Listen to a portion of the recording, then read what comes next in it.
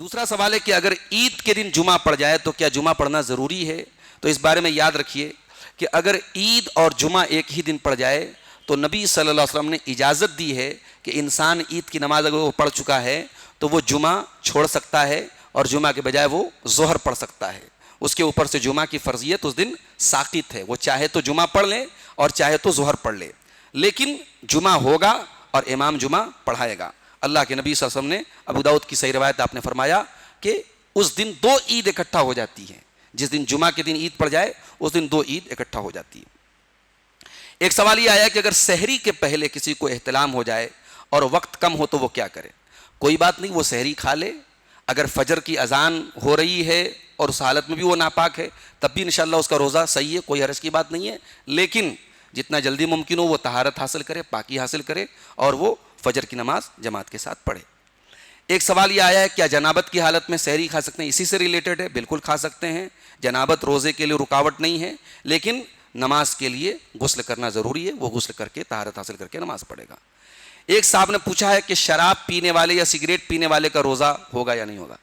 اب اس سے مراد اگر یہ ہے کہ وہ رمضان میں بھی شراب پی رہا ہے تو یہ تو بہت بدنصیبی کی بات ہے کہ ایک ایسے مہینے میں جس میں شیاطین بھی قید کر دیے گئے، اس مہینے میں بھی اگر کوئی شراب پی رہا ہے اور سگریٹ پی رہا ہے تو یہ تو بہت بڑی بدنصیبی کی بات ہے.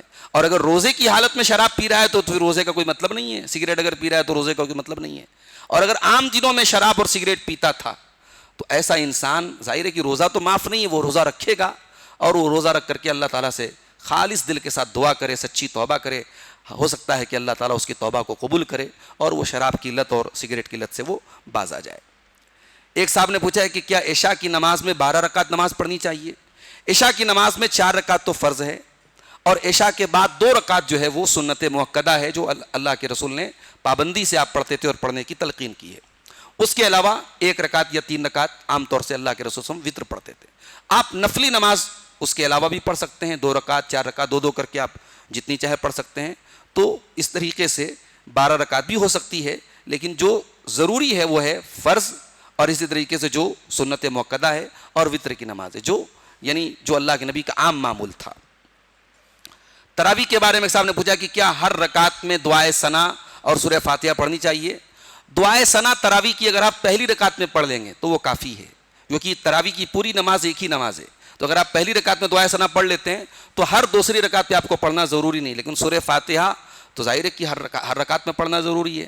اور اگر امام اتنا وقفہ دے رہا ہے، ہر 2 رکعت پر امام اتنا وقفہ دے رہا ہے اللہ اکبر کہنے کے بعد، ہاتھ باندھنے کے بعد، کہ آپ دعائے ثنا پڑھ سکتے ہیں تو دعائے ثنا پڑھ لیجئے. اگر اتنا وقفہ نہیں دے رہا ہے تو آپ ڈائریکٹ سورہ فاتحہ پڑھ سکتے ہیں. ضروری جو ہے وہ سورہ فاتحہ ہے. کیا آخری عشرے میں وطر کی نماز دیر سے پڑھنا چاہیے؟ بہت ساری مساجد پہ یہ معمول ہوتا ہے کہ آخری عشرے میں وطر کی نماز تھوڑا تاخیر سے پڑھتے ہیں.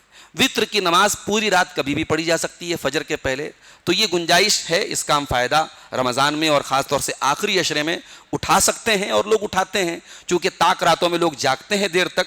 تو اس مقصد کے لیے کہ بھئی دیر میں بھی نماز ہو، تو اس مقصد کے لیے اگر کہیں وطر کی نماز آخر میں ہوتی ہے تو کوئی حرج کی بات نہیں ہے. اللہ کے رسول کی حدیث ہے اجعلوا آخر صلاتکم باللیل وطرا، اپنی رات کی آخری نماز وطر کو بناؤ. کیا وطر کے بعد بھی نفل نماز پڑھ سکتے ہیں؟ عام طور سے جو اللہ کے نبی کا معمول تھا وہ یہی تھا کہ وطر کو اللہ کے نبی نے آخری نماز بنانے کا حکم دیا ہے. اگر کوئی انسان وطر پڑھ چکا ہے، اس کے بعد اس کی رات میں نیند کھلی اور وہ تہجد پڑھنا چاہتا ہے تو پڑھ سکتا ہے، کوئی حرج کی بات نہیں ہے.